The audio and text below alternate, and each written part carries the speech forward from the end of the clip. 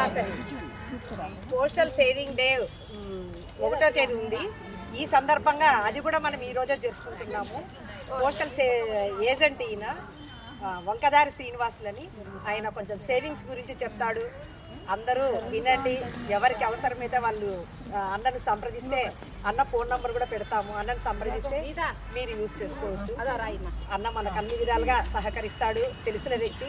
ఆయనకు సపోర్ట్ చేస్తే మనకు బాగుంటుంది. అందరూ ఆయన చెప్పే వాక్యాలు వినవలసిందిగా కోరుతున్నారు.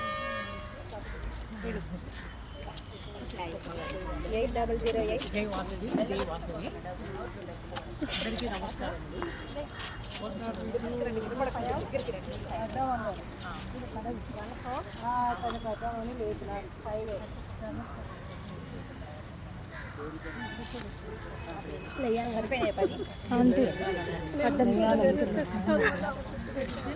అక్క కింద కూర్చోలేదని పోస్ట్ ఆఫీసులో ఎన్నో పథకాలు దండిగా ఉన్నాయి.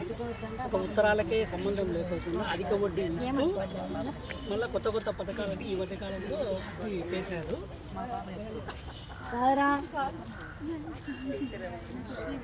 సుకన్య సమృద్ధి అని ఒకటి, సిడిఎస్సి అని ఒకటి, పీపీఎఫ్ అని ఒకటి, ఇంకొకటి మహిళలు కూడా ఉన్నారు. అది ఈ మధ్య తీసేశారు.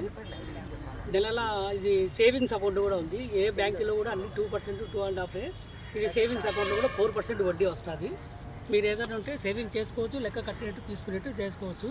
దీంట్లో ఏటీఎం సౌకర్యం కూడా ఉంది. వేరే ఇప్పుడు సుకన్య ఏపీబీ అని కొన్ని ఐపీపీ బ్యాంక్ అని ఉంది. అది కూడా అకౌంట్ ఓపెన్ చేసుకుంటే జీరో అకౌంట్ అని ఉంది. దాంట్లో 200 రూపాయలు బట్టి అకౌంట్లో వస్తుంది. దానికి లింక్ చేసుకుని ఆన్లైన్ ట్రాన్సాక్షన్ కూడా మీరు ఉపయోగించుకోవచ్చు. దాంట్లోకి చెప్పి ఆడపిల్లలకు సుకన్య సమృద్ధి అని అదొక స్కీమ్ కూడా ఉంది. 0 ఏజ్ నుంచి 10 ఏళ్ళ ఆడపిల్లలకు మాత్రమే అది 15 సంవత్సరాలు కట్టాలి. మనము 6 సంవత్సరాలు కమ్ముంటే 21 సంవత్సరాలకు మెచ్యూరిటీ వస్తుంది. అమౌంట్ మనకు 8.2 వస్తుంది. అధికంగా వడ్డీ వస్తుంది. 6 ఇయర్స్ దాటిన వాళ్ళకు సీనియర్ సిటిజన్ అని చెప్పి అది కూడా ఉంది. అది కూడా ఇంతకుముందు 5 లక్షలు 10 లక్షలు ఉంటాయి. ఇప్పుడు 30 లక్షలు ఒక మంచి పేరుతో వేసుకోవచ్చు.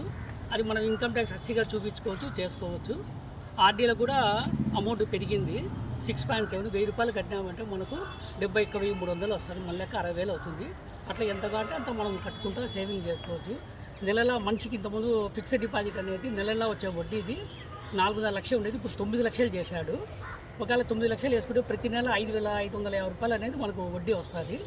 దాన్ని తీసుకొని ఆర్డీగా మార్చుకోవచ్చు, లేదంటే మనం నెలలా వడ్డీ తీసుకొని మనం వాడుకోవచ్చు. అట్లా కూడా ఒక స్కీమ్ ఉంది. లేదు ఒకవేళ పిల్లలకు మనం స్కూల్ ఫీజులు కట్టాలా, 1 లక్ష రూపాయలు కట్టామంటే 7,100 చిల్లర వస్తుంది. అట్లా ఒకవేళ మనం 3 లక్షలు వేసుకున్నా కానీ 21,000 వస్తుంది. స్కూల్ ఫీజు ఎట్లా 10,000, 15,000, 20,000 ఉన్నాయి కదా, ఇట్లా కట్టుకొని 5 ఏళ్ళు వస్తుంది. అది 7.5 వడ్డీ ఇయర్ వడ్డీ ఇస్తాడు. అట్లా కూడా మనము చేసుకోవచ్చు. అట్లా అన్ని రకాలుగా స్కీమ్స్ ఉన్నాయి. ఏదైనా ఉంటే నాకు కాంటాక్ట్ అయితే నేను చెప్తాను.